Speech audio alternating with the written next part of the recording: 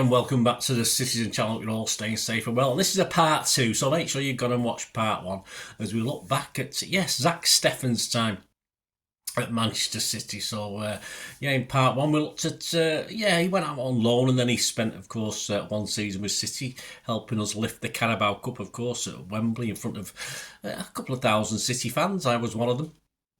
Nice to see. So in part 2, we're going to see how we got on in the next season, and then obviously which would be, of course, his last season, sadly. Any members you've got, please let me know. Right, Zack Steffen part 2. Please, if you're new to the channel, push that subscribe button, push the bell notifications, everything City past and present, player reviews like this and lots of different things. So it'd be great to have you on board. Leave us your comments, I'll respond or give you a little like. If you can give this vlog for me and Zack, give me and Zack a like, that'd be much appreciated as well. So let's get on with part 2 of this. He started 12 times that season, that first season. Of course, the 2021 season, including keeping a clean sheet in that 1-0 Carabao Cup final win at Wembley. In front of fans, that was more important. On to the 21-22 season, and it was another quick visit. This was his third visit to Wembley for Zack in the 7th of August Community Shield match against Leicester City, but a late penalty gave Leicester the shield. Stuart Brennan said of Zack that day, Stuart Brennan of the Manchester Evening News said of Zack, "Did brilliant to get something on a Vardy volley when a goal looked certain, turning it in off the post. He rated him a 7 out of 10. I echoed that rating in my report and also added that he came very close to saving the penalty as well." In the Daily Star, Jeremy Cross was far from cross, rating him a 7 out of 10. He said, James Nursery said he went better in the mirror. He judged Steffen's City star man with an 8 out of 10 rating. So a pretty good personal start for Steffen. On the 21st of September, he got his first competitive start of the season in the Carabao Cup second round Etihad match against Wycombe Wanderers. He did concede, though, the opening goal of the match on 22 minutes, but we did go on to win 6-1. Stuart Brennan of the Manchester Evening News said he made a point-blank save to deny a beater and keep it 3-1, but little else to do. His 2 best saves were from 2 offside players. Stuart rated him a 6 out of 10. I was kinder and complimented him on his confidence to put a young defence. This defence, don't forget, was made up of Egan Riley, Burns and Betty, and Wilson Esbrand with Lavia played as DM, so it was pretty young in front of him. He put them at their ease, so I give him a 7 as well.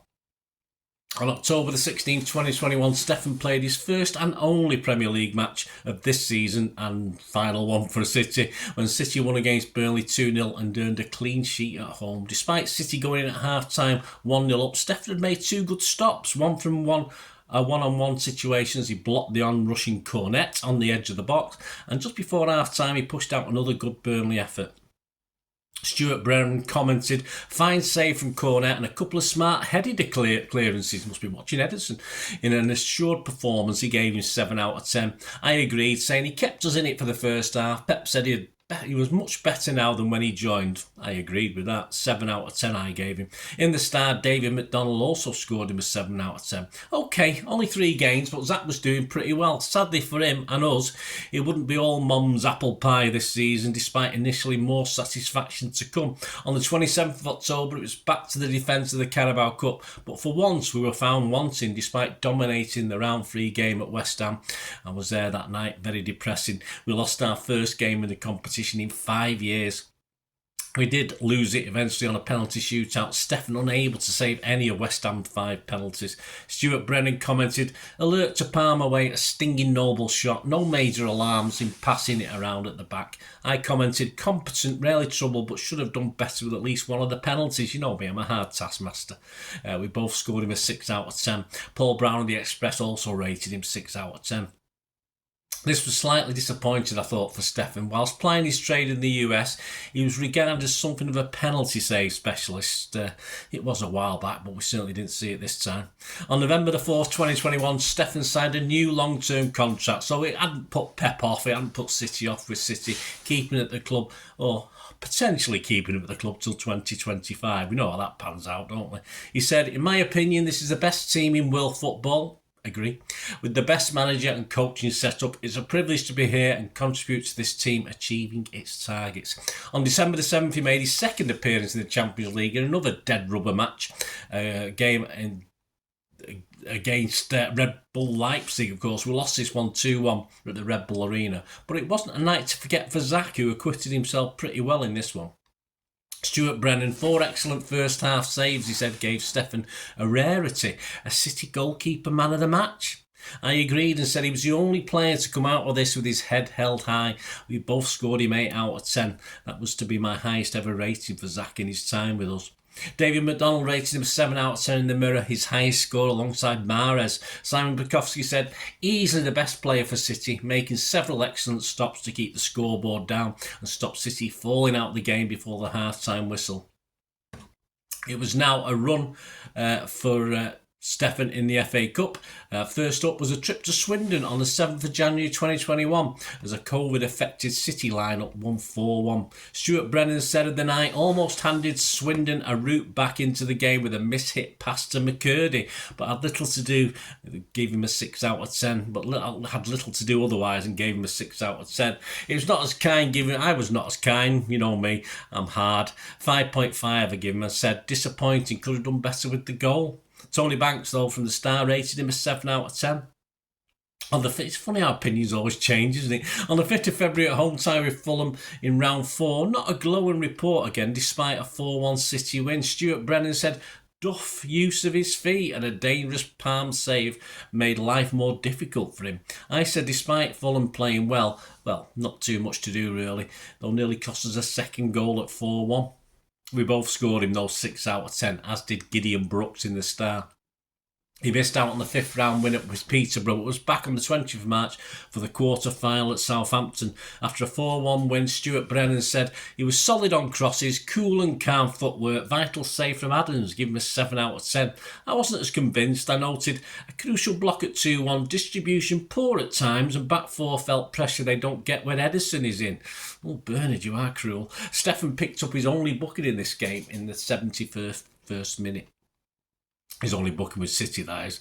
On April the 16th, 2022, Steffen started in the FA Cup semi-final at Wembley against, yes, Liverpool. It would be his last competitive game for us.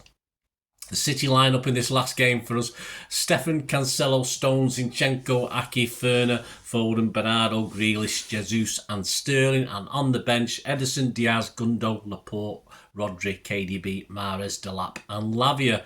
And it started badly and nervously for Steffen, who on just 17 minutes divered on the ball, and Sadio Mane slid in, got the rebound on an attempted Steffen clearance, and it was 1-0. It didn't get a lot better as an eventual 3-2 loss sort of flattered us. Stuart Brennan gave him just 3 out of 10 and said right from the start he looked haunted by his error against Chelsea last year. See part 1. This one was even worse, and his belief just drained away. I was less cruel. I give him a 5, saying simply, poor, but not his fault. Pep picked him. Yeah, Pep had actually hinted in post-match interview that he may play Ederson in this one, so it hinted at that.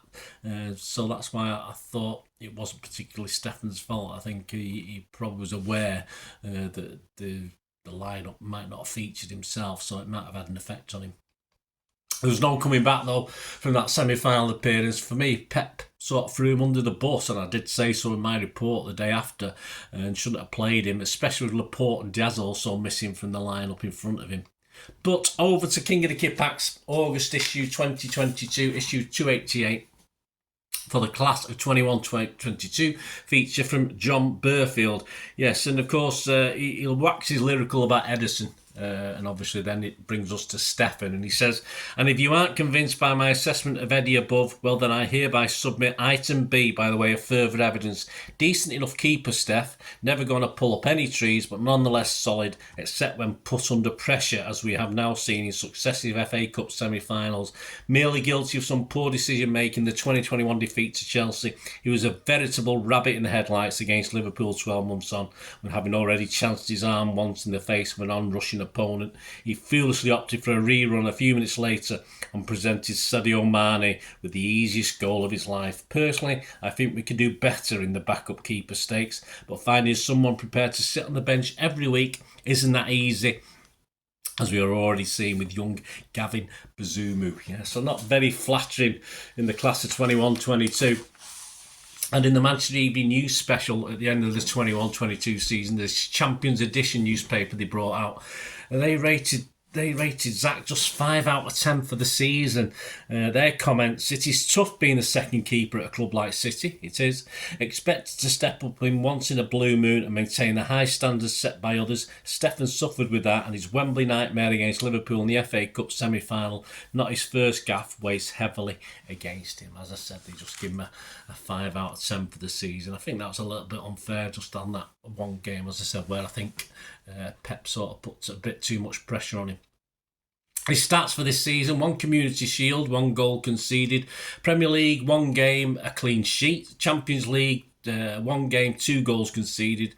Carabao Cup, 2 games, 1 goal conceded, 1 clean sheet, but 5 penalties conceded out of 5. And in the FA Cup, 4 games, 1 yellow card, 6 goals conceded, but no clean sheets. So for the 22-23 season on July the 19th, 2022, it was a loan. It was a loan to Championship side Middlesbrough. He would make 45 appearances in all competitions, even managed an assist. Well done. Steffen helped Borough to a 4th place finish in the regular Championship season, earning them a place in the playoffs, but they did go out at the semi-final stage. Zack then underwent knee surgery at the end of the season, but if Borough had won promotion, had planned to return on loan and put the operation off for a year. But in the meantime, Borough bought a new number 1 keeper for the 23-24 season. And eventually it was announced on the 4th of January 2024 on the City website that Zack Steffen had left Manchester City to join Major League Soccer side Colorado Rapids. During his spell at the Etihad Stadium, they said, this is in the City page, Steffen was part of 2 Premier League title-winning squads featuring in every competition for City. He had also helped Pep's men lift the Carabao Cup in 2021. Everyone at Manchester City thanked Zack for his efforts and wished him the best of luck in the future. So say all of us. Yes, personally, yes, I'll forgive that Liverpool semi-finals for the reasons I've already hinted at. Again, when I thought he shouldn't have played at the time, and thank him for his time at City. A very capable number 2, although as we've seen and also intimated there, it's difficult at number 2 at City to play in certain high pressure games, as in cup semi-finals, cup finals. And of course, but that's what Pep does, and all credit to Pep for doing it. But it does put unfair pressure, I think, on the goalkeeper has to do that. So fully reasons why there's sometimes a problem with City's number 2s, and that I can only thank Zack for his efforts, great efforts, and it's great. It was great to be one of my highlights, to be one of the lucky 2,000 or so Blues. Was there with him at Wembley when we beat Spuds 1-0 in that Carabao Cup final, of course. So I'll look back on that with fondness, and look back on Zack's time with fondness as well. No problem with that whatsoever. Thank you, Zack, and good luck for the future.